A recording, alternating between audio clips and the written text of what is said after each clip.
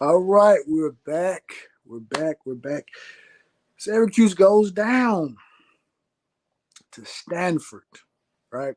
First off of a bye week, they go down to Stanford. And as I'm sitting there watching the game obviously was played on Friday. I was at work, so I'm kind of checking the ESPN app, looking, and I'm like, bro, they're down to Stanford? So I'm already kind of, I'm looking at it. I said, well, the game is still within reach, so I feel like, they'll more than likely pull it out, and then the final score is the final score is the final score.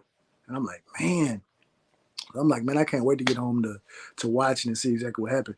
So I watched the game, and I must say, I was shocked. I have to say, I was shocked watching this game. Right, I told one of my buddies, I said, man, I haven't watched Stanford play a game since David Shaw was there this season where they had the running back, his name escapes me, that was up for the Heisman Trophy, and he ended up losing the Heisman Trophy to Derrick Henry. So that's the last time I've watched like a Stanford game, and it was during that particular season. So obviously, I know they got A.U. Manor at wide receiver, one of the better wide receivers in the entire country. So I know they had him, but I knew nothing else, right? So I'm looking at the box score. I'm like, the run defense, it wasn't there again, right? It wasn't quite as bad as the Ohio game, but it was evident. It was evident that some pieces were missing, and some of the same things that they incorporated to slow down Georgia Tech were not there, right? So as I'm watching the game, and I watched it twice because I know in the post game presser they asked Coach Brown about some of the linebacker situations that they were looking at, and so his answer was they want to look more, they want to be more athletic at the linebacker position. Obviously, with Marlo Wax still not playing, and so I know last previous prior to the bye week they put Fidel Diggs in at in the middle to kind of help with that.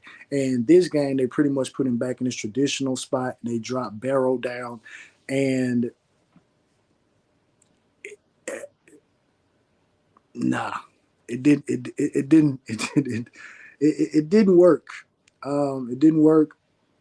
Quarterback run was there for Stanford, which was something that was there for Georgia Tech with Haynes King Haynes King as well. And that's going to be something that they're going to have to try to get that cleaned up because they're in the ACC, which they've been in the ACC. But there's some teams that have some mobile quarterbacks, right? And so if teams see that there's an ability for their quarterback to be able to make an imprint on the game, running the ball, they're going to go ahead and do that, right? So Syracuse is going to have to. They're going to have to remedy that some type of way. I don't know if it's going to try to put Fidel Diggs back in the middle to kind of help. I don't really know, right? Um, Kyle McCord was sacked 4 times in the first half, right? This was the most pressure I've seen a team put on Syracuse. And obviously, they've only played 2 games. So they've only played 2 games. But it was the most pressure I've seen in 2 games, right? So that was interesting. Another interesting piece was the aspect that they shut down on Randy Gatson, right?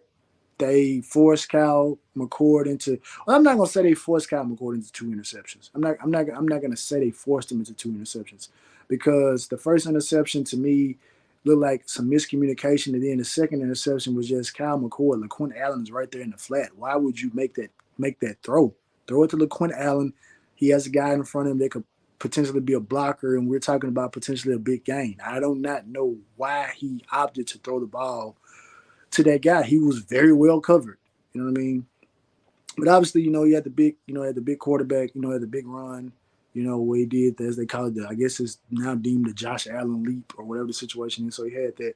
But I was impressed by Stanford.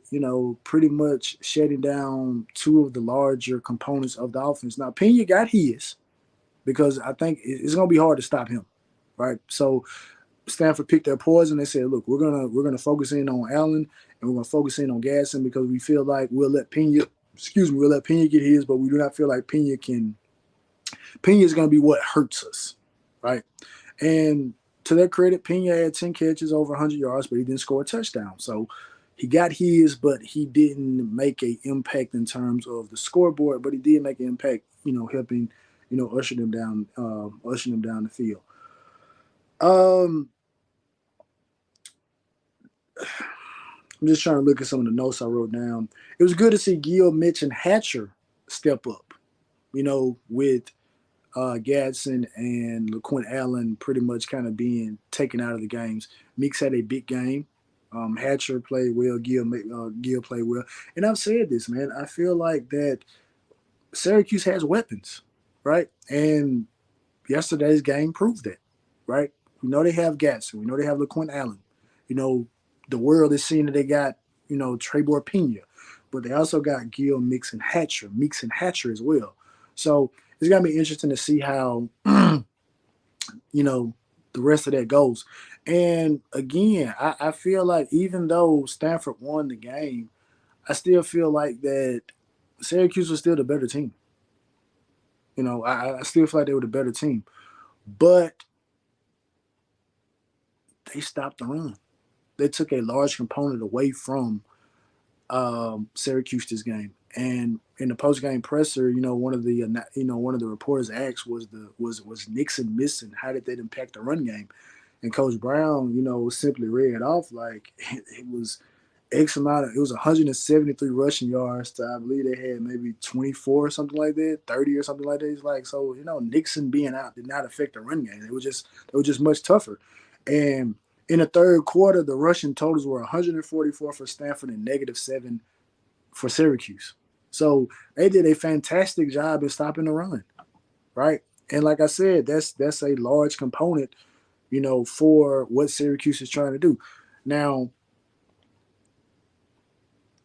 you can kind of look at it. You can take a moral victory and say, well, hey, they don't throw that pick six, maybe they don't score another touchdown, so Stanford, Syracuse gets the win that way.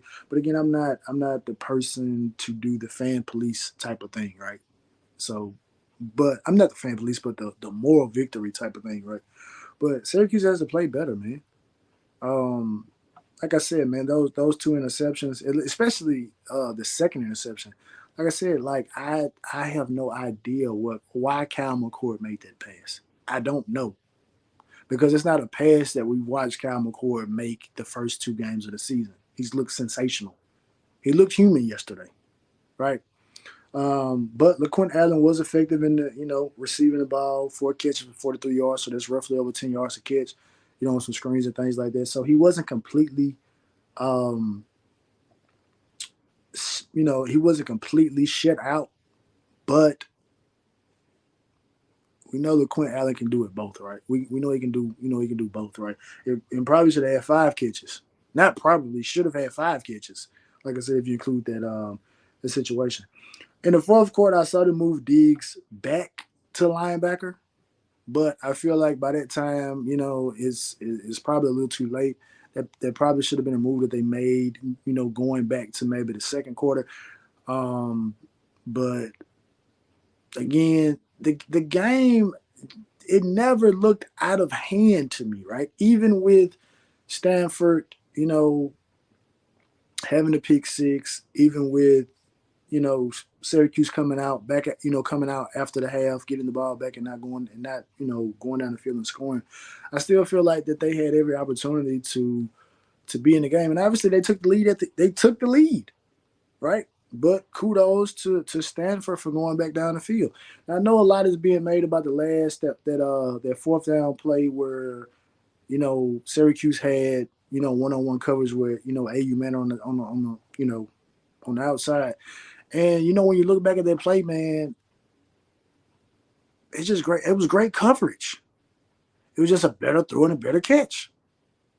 And sometimes you have to live with it. It would have been in my opinion, it would have been a completely different situation. Let's say if it was one-on-one coverage and the guy went to press, he missed the press, and AU man was running wide open with no safety kept over the top. That to me that's different. But they trusted a guy out there on the island, and unfortunately, sometimes you lose. It is what it is, right? So like I said, obviously they kicked the field goal, and they they ended up winning the game, man. Um, like I said, it need to be better. And then when they got the interception, right? When they forced the interception, they needed a touchdown on it. They needed the touchdown. They ended up settling for a field goal on that particular possession. But I feel like maybe if they would have scored a touchdown right there, I think that probably could have gone a long way in shaping and reshaping the way that this game turned out. But like I said, they would. I mean, they had the game won. They had the game won. But the defense just couldn't make a stop. You know what I'm saying? They couldn't make a stop, and they let them go down. I'm not gonna say they let them go down the field because that's taking all credit away from Stanford for putting together a drive to get them down the field. You know what I mean? But hopefully they bounce back, man. A game like this, it's a lot that they can take away from this game. Try to assess what went wrong in the run game. You know, whether it was just, which Coach Brown made, just said, look, they were more physical than we were. And, going back to the Georgia Tech game, there was a point of emphasis that they made that they were not going to allow for Georgia Tech to be more physical than them. But they come in and Stanford is more physical than they are. And that's on the offensive and the defensive side of the ball. So hopefully they are able to, bounce back from this. Like I said, I really like, you know, what they have. I really like the talent that they have on the team. I think they're playing. I think they're playing very well. Like I said, even in this loss, at no point did I feel like that Stanford was doing anything that was going to put them out so far that Syracuse would be fighting. Just like throwing in the towel or anything like that. I still feel like Syracuse was the better team. Right. So I think that I think they'll learn from this, and they'll be better moving forward. You know what I mean? So they're gonna have to get this. They're gonna get this together, right? Because the first 2 weeks of the season, the offense has pretty much done whatever it was that they wanted to do, and to an extent, this game, at least from a passing perspective, the offense it really wasn't much resistance, right? Like I said, Randy Gasson was, they did a good job on him, which Coach Brown made mention of. They doubled him a lot, and then there were certain instances that he may have been open, but not BC, but Stanford was putting in a lot of pressure, so it was causing maybe Cal to go to a different go a different direction.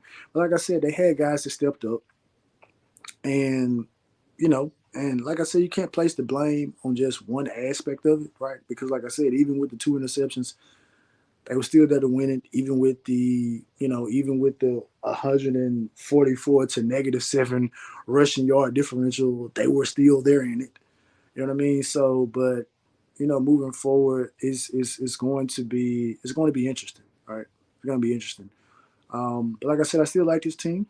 You know what I mean? I still feel like that they are going to be a force in ACC, and it was to me when you watch the game, both teams look equal in many aspects. Even though I still felt like not Stanford, but Syracuse looked a little bit better, but just from the way that the game played out, Stanford was able to go out there and something that they saw as a weakness in Syracuse, they exposed it, which was their run defense, right?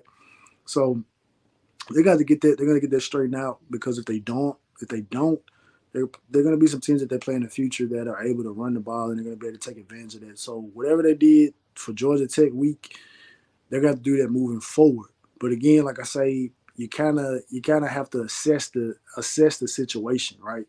You know what I mean? Because you probably didn't feel that big of a threat from Georgia Tech in terms of passing the ball. So you may have felt like, okay, well, we can just get up on the run. Whereas when you play Stanford, it's like, man, y'all got one of the best receivers in all of college football, so we may have to try to be a little bit more athletic, which, Coach Brown said that. So it's going to be an interesting balancing act, until they get Marlo Wax back to kind of see how they, assess things. And obviously Tank Wilson being out, that didn't help matters much either.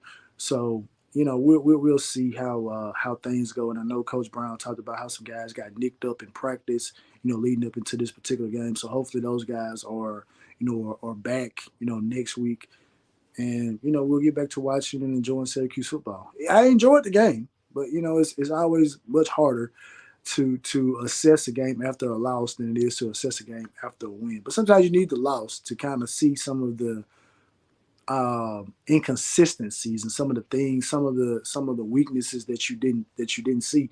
Because obviously, again, going back to the Georgia Tech game, regardless of what Coach Brown said, I said this. It did not need to. The game ended up being too close for comfort, and it came down to me again. It came down to a big third down conversion with Kyle McCord throwing the ball to Randy Gatson, to preserve a drive and pretty much end the game, right? So again, I'm sure Stanford was able to look at some of that stuff and say, okay, these are some of the things that that they had trouble with against Georgia Tech.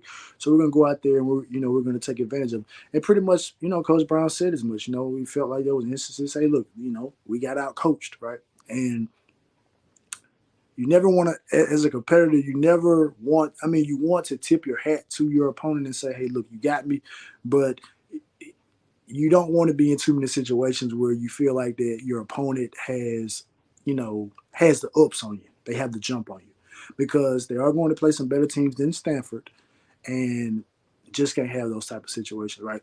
But with that being said, man, like I said, I still feel like Syracuse is in a good position, moving forward, and this is just to me, this is just a blip. I don't think this is going to be something that is going to linger over them. So I think they'll be ready to get back to action next week and get another victory. With that being said, man, I'm out. Peace.